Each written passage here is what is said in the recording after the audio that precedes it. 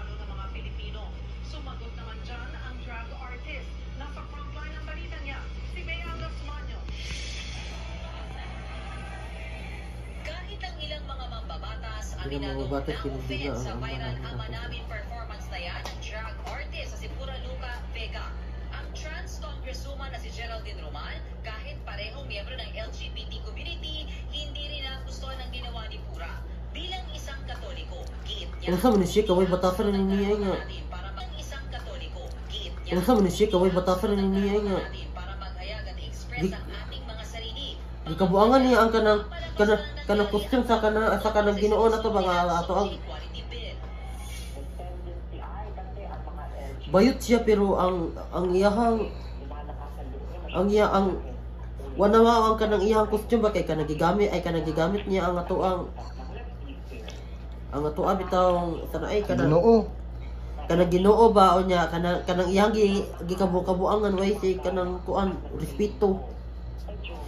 Nalibog ko rin niya ti usan ni siya kanang Si Senator G.B. Ejercito nais namang pag-aralan ng Senado. yahan kanang kuan ngayon mo legis nang kabuangan mo niya wasi respeto. Religious feelings kasunod ng viral video ni Pura. We have to really help.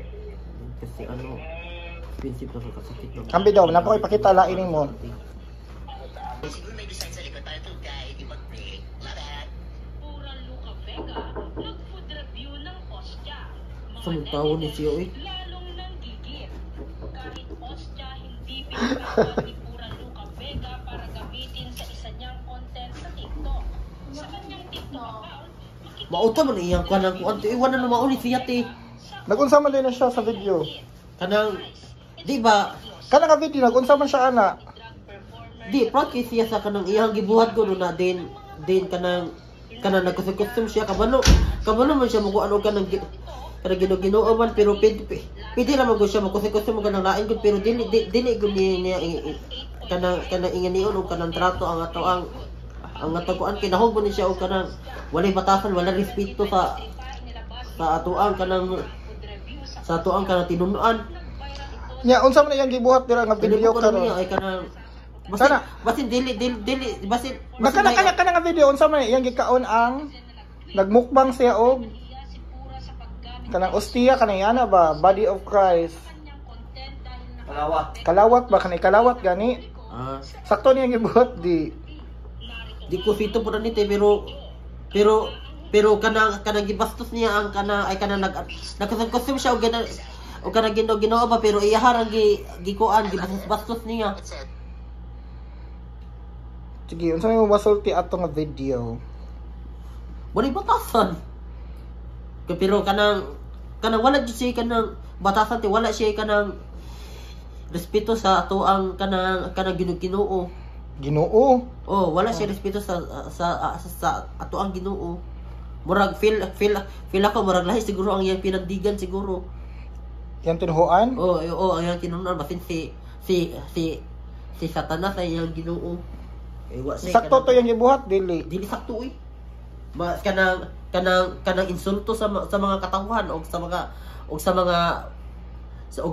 ato ang mga Katoliko gud o sa ato ang Ginoo insulto pati po sa tanan mga tao nga ni Jesus mi die insulto kay sa ato kay Jesus ang ako ang Ginoo. Jesus imong Ginoo. Insulto sa kuana. Oh, nya unsa may dapat niyang buhaton? Pero nako respeto sa Ginoo. Unsa may dapat buhaton kung ikaw to naging ato ka nya gibash na ka sa mga tao kay sayop gyud imong gibuhat. Sa may buhaton. Sa mo ma-advise sa iya ha. Dili niya kanang otro na mga sagsuri sa mga tao sa iyang gibuhat pero awahin na kay nabash na siya pero dugay-dugay pa na ang kanang depression na o kanang stress ay pero possible pag kayo og kanang wala siya kay bot yung gibuhat ay kay before na niya gibuhat kay mo na gyud siya og kanang usay bitamo na ganahan jud siya siguro mapasikat lang. Moro na kung masulti basing ganahan siguro siya mapapansin mapasikat lang. Siguro na siya mag-trending ra. O mag-trending ra kay kanang mga vlog ba nga kanang di ko man to siya drag queen. Mao lagi man lagi yung gibuhat lagi dito pwede kana ay kana ko pwede ra man gud ka mag-content gud o kanang lingaw-lingaw sa mga tao pero dili gud nang ingon ana ko ka insulto kay sa mga tao maot kaayo yung vlog gid po. Wag gyud mo nalipay o imagine ako nagtan-aw ko nalipay di ko nagtan-aw ko na wala man. Isa pa gani imo kong gibidyohan. Sa kay kana gipatan-aw pero mo sa reaction na ho. So sayop gid to no. Sayop lagi bati jud kay nga vlog ti. Hindi mo siya vlog. Ang katong isa, video na to niya, nagmukbang siya ostiya, pero sayop gihapon to kay kung magmukbang ka, pwede mo magmukbang pagkaon, nag-costume pa yun siya Ginoo. No?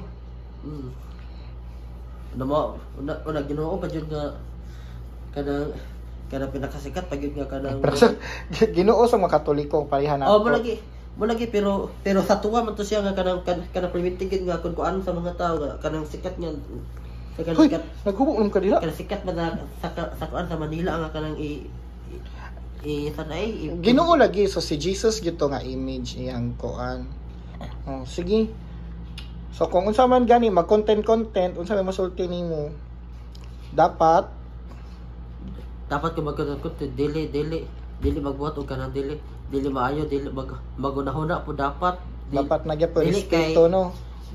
Dili ipugos na to o kanang wala na gitay views gid bisa pag usa ka gamit sa views man ikamo sig kamot ta maka views man gihapon ta dili na nga kana atong pugso mag-vlog na lang po ta og dili mauna para mas mapansin ta sa mga tao di man na maayo kay usaon man dako kag views pero puro basher. Oh nya sakto sa katupong kuan wala na respeto sa kuan Ginoo pag yun no. Lagi wala gid respeto sa Ginoo. Sad ka day?